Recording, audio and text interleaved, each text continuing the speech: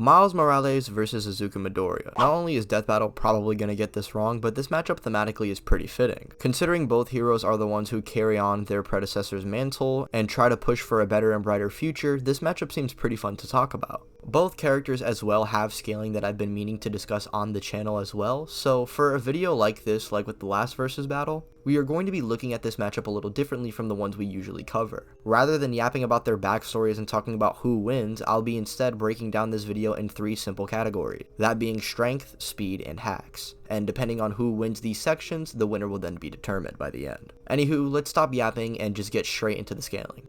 Now, when comparing Deku and Miles' strength, I think a big thing to clear up first is if they're at full power right off the bat, because both characters pretty much suppress themselves to significant degrees. Deku quite literally for most of the series couldn't use 100% consistently, so he had to converge his power into small percentages in order for One For All to be any type of useful. And Miles, like Deku, can't really control his electricity all that well, which usually makes him hold back. Miles as well just loses a lot of fights he participates in when he definitely should not be losing. He kind of has a Genos effect where he loses most of the fights he initially participates in. In his first fight with Scorpion, it does not go well for bro at all. He gets yeeted out of the panel and Scorpion just no-sells a Venom Blast. Miles quite literally asks him to give up at one point before they just get interrupted. He would straight up just get overpowered by the Rhino base to base and had to rely on his electricity in order to incapacitate him. And against Tombstone, he also gets washed pretty badly until their second fight where it seemed like he was about to do something until he got intervened. Miles physically is really not all that worthy of noting, and he's usually depicted as a weaker Peter Parker base to base in strength. He usually has to rely on his electricity when he's fighting stronger opponents, but when he is utilizing it, he can put down some pretty powerful foes. With his lightning, like I said, he was able to incapacitate Rhino. He was able to beat Scorpion in their second fight when utilizing his lightning, and it seemed like he had the advantage on Tombstone. With his lightning as well, he's staggering people like Gao, who casually just snaps Deadpool's neck with no effort, and he was taking down Wind Demi Gods with single blows. This should be more than enough evidence to upscale Miles from at least Deadpool's feats, such as surviving a nuclear missile. This, along with Miles' feats in the Insomniac game, should be enough to suggest that Miles is around that large town to city level range, which would mean Miles' power is comparable to that of nuclear warheads. But of course, this is Marvel Comics, meaning you're not always going to be consistently at the same power level, and Miles is no exception to this. Quite literally, we see Miles going from losing to characters like Rhino to fighting Blackheart. For those of you who are not aware, Blackheart is the son of Mephisto, and he's someone who's fought heavy hitters within the Marvel Universe, as well as solo the Avengers himself. To be fair, he did this off screen and we don't know what happened, but this is still pretty ridiculous to note considering Miles is able to take down Blackheart in a similar fashion to Blackbolt when he's enraged. The same Blackbolt who said who can destroy the very world with his blast. I feel this is the biggest reach you can really make for Miles because you're already assuming Blackbolt and Miles are relative due to one-shotting a villain in a comparable fashion. And this is pretty much the equivalent of Boros fans making the same reach to say that he's relative to Initial Cosmic Garou because they both kind of look similar when punching Saitama. And I think it's pretty obvious to note that Miles is definitely not consistently in this planetary tier, especially with what's shown within the comics. But he's definitely a lot more powerful than people give him credit for. With his Venom Blast, he should be scaling to, if not surpassing Peter himself when he's actually trying, who in all honesty also varies in strength. Depending on if he's having adrenaline rushes and also depending on the writer, he can either get hurt by bullets or beat up Heralds of Galactus and scrap with Hulk. But it is consistently shown within the Marvel Universe that Miles should upscale from other street tier characters like Captain America or even Iron Fist, the same guy who just survives blasts from Radion, the same guy whose power is measured to be equivalent of 100 megaton. Even using this is a little iffy because Danny Rand can absorb energy, which he partially did against Radion. So again, at best, I would like to say consistently Miles is in that city to possibly mountain range with his electricity. But of course, if you want to say, oh, he beat up Blackheart, then sure guys, he's planetary. But now that we have somewhat of an idea where Miles is at, we can see where Deku finally stacks up in comparison at full power, which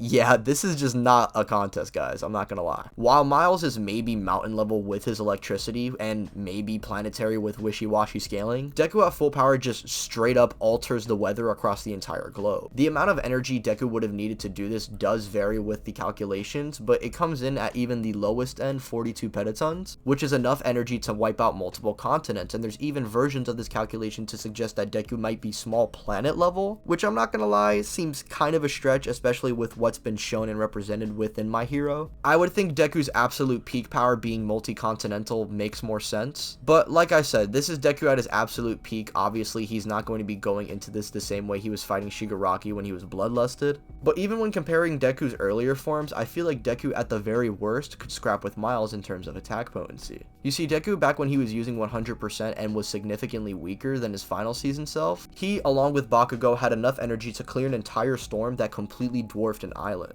Although Bakugo did assist Deku, this was not only a power Deku gave to him, but the energy even Deku puts in by himself should come out to around island level, considering he literally did this with the force of his punch being sent up to the storm, meaning the amount of force would be significantly reduced than him just straight up punching you in the face. But even the lowest end for this calc comes out to around 3.52 gigatons, which would be a few times more powerful than Radion's 100 megatons that Miles may not even scale to all that well. Deku as well by the war is just in that All Might tier who, while weakened in 100%, can clear storms with his punches, which should just have enough strength to wipe out islands anyway. So regardless of if you want to say, oh well, Deku is obviously not going to use the final smash in character on Miles, even in his normal 100% state, he would honestly put Miles to shame when it comes to raw strength. So for this section, I'm going to be giving this point to Deku. Now for speed, I honestly find these two to be pretty comparable. However, I do think one person has a clear edge over the other. Both Miles and Deku either fight or directly combat people who are light speed or can react and evade light itself. Miles and Deku of course don't travel at these speeds, but due to their abilities and also skill to a degree, they are able to weave and combat things that are deemed to be ridiculously fast in our world. A lot of people will sit here and complain about how Miles really can't travel at over 300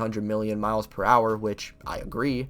But when power scalers usually say the term light speed, they mainly refer to their combat and reaction speeds, not their actual movement speed. Miles mainly does this through his spider sense and precog, and Deku also has this ability as well. So they already have a much easier time at reacting and combating things. Regardless though, they should just be light speed at their peaks, with Miles having the slight edge due to having spider sense. You see, Deku has a similar ability, which is danger sense, but it doesn't really work in the same way as spider sense. Miles with his spider sense kind of has a Shin effect from Sakamoto days, where he can pretty much tell what your next move is going to be and can potentially move always one step ahead of you with his ability. And although Deku is definitely a character who maneuvers a lot and it's going to be a little annoying for Miles to catch him, the same thing can be said for the exact opposite scenario. So speed is going to go to Miles, although just barely. And now we can move on to the last category, which is Hax. Hax, I fear, is also pretty close as they both have a unique arsenal respectively. Miles is usually just jotted up to being a Spider-Man with electric pew-pews and camouflage, but he has a much bigger arsenal than that. He eventually was able to control his venom blasts, so much so that he can construct weapons like swords with them, along with shooting out large AoE blasts. He can even shoot blasts and chain it to other targets at his own will. Now granted, these large AoE blasts and even constructs used to overload his body, but thankfully he's able to now use most of his full power in his new suit, which also has vibranium in its material. He's also given vibranium webbing as well, which is going to be pretty annoying for Deku to get around,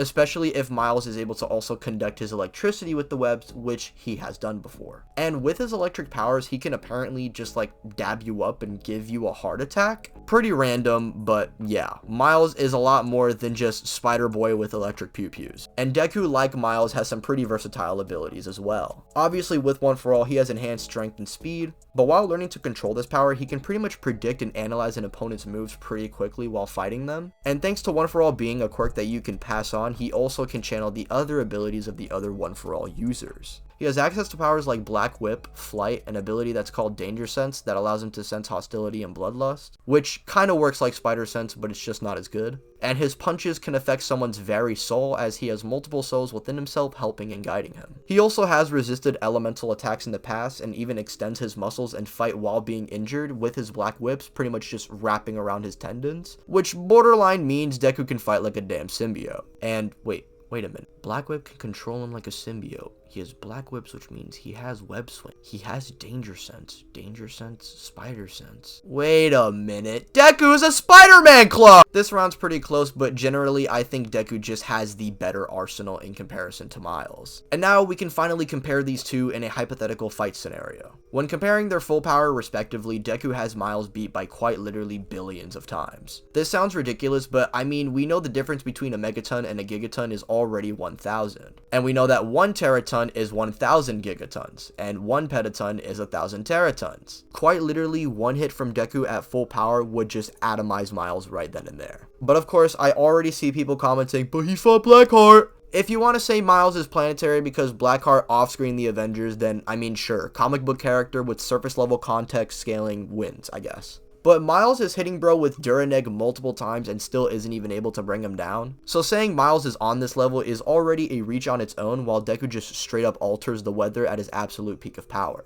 And even in his earlier forms, he's cleared and defeated obstacles that surpass the foes Miles has been overwhelmed by. I do think with his webs and precog, Miles may incapacitate Deku before Deku could use his full power, but I don't see this happening before Deku closes the distance, analyzes Miles' fight patterns, and just whack him away with a St. Louis smash or something. Now I know said Miles is faster with spider sense, but like I said, Deku can definitely analyze and precog his movements, meaning he can more than likely predict where Miles is going to try and dodge. And realistically, Miles isn't all that much faster than Deku and hits significantly less harder than him, meaning it's only a matter of time before Deku is able to read his movements and hit him with a devastating blow. Again, if you want to say Miles is planetary and immeasurable because he scales to Peter and characters who can move beyond time and destroy worlds, then yeah, sure, obvious comic nerd, he beats Deku. However, we do not do that here on this channel and actually look at stuff with context. And before anyone even tries to comment, oh my god, Miles scales to the spot who's a threat to the multiverse and he beat the Spider Society, so that means he scales above all the comic Spider-Man. Firstly, the spot might be multiversal at his full potential, but Miles doesn't scale to that version of the spot. Secondly, that entire spider chase scene he was getting his ass beat and did 0 damage to Miguel in his big hero moment. He doesn't scale to the comic versions and is a significantly weaker version of the character, arguably even the weakest version of the character to date. So whatever version of Miles you want to use, I honestly don't think he stands any chance against Deku, but they're going to need to work together if they want to destroy their strongest enemy yet, that being the MHA fandom, because you already know after this death battle they're going to start shipping Deku and Miles. Okay, goodbye.